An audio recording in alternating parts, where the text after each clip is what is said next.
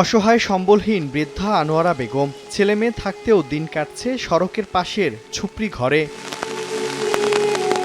আনোয়ারা বেগমের বিয়ে হয়েছিল উপজেলার মাদারজানি এলাকায়। স্বামীকে হারিয়েছেন প্রায় ৩৮ বছর আগে। স্বামীর মৃত্যুর পর ২ মেয়ে ও ১ ছেলেকে নিয়ে দীর্ঘ সংগ্রামের মধ্য দিয়ে জীবন পার করেন তিনি। কষ্ট করে ২ মেয়ের বিয়ে দিলেও ছেলে বর্তমানে শ্বশুরবাড়িতে ঘর জামাই হিসেবে বসবাস করছেন।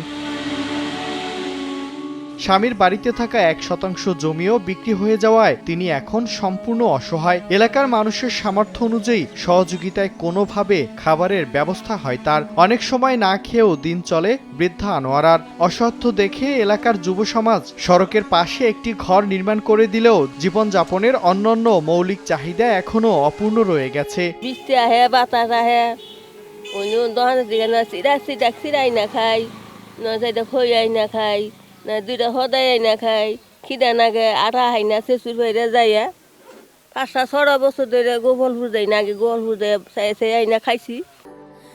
স্যান্ডেলিনা সো রূপচর্চায় আভিজাত্য।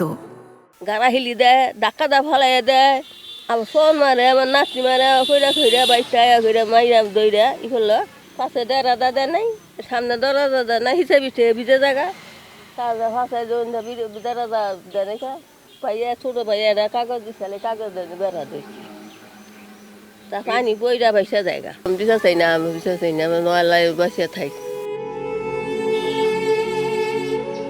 অসহায় বৃদ্ধার পাশে দাঁড়াতে সরকার ও বিত্তবানদের এগিয়ে আসার অনুরোধ স্থানীয়দের। জমিন খানি নিয়ে বেচা সেনে আর বাড়ি ঘর করলো না, বউ কি করলো চালাকি করে মানুষ হাঁটতে বাইরে গেল গা, সেটা আবার সারি নিয়া এখানে পোলাইও পাইল না, হেও পাইল না, মেয়েরাও পাইল না। তার 2টি মেয়ে এবং একটি ছেলে আছে। ছেলে বিবাহিত এবং তার শ্বশুরবাড়িতে থাকে এবং তার স্বামী মৃত প্রায় 36 বছর। এখানে একটি বিষয় উল্লেখ্য যে তার যে স্বামী ছিল, তার স্বামীর বাড়িতে 1% জমি ছিল, সেটিও তার ছেলে বিক্রি করে শ্বশুরবাড়িতে চলে গেছে এবং তাকে দেখার মতো কেউ নাই আর কি।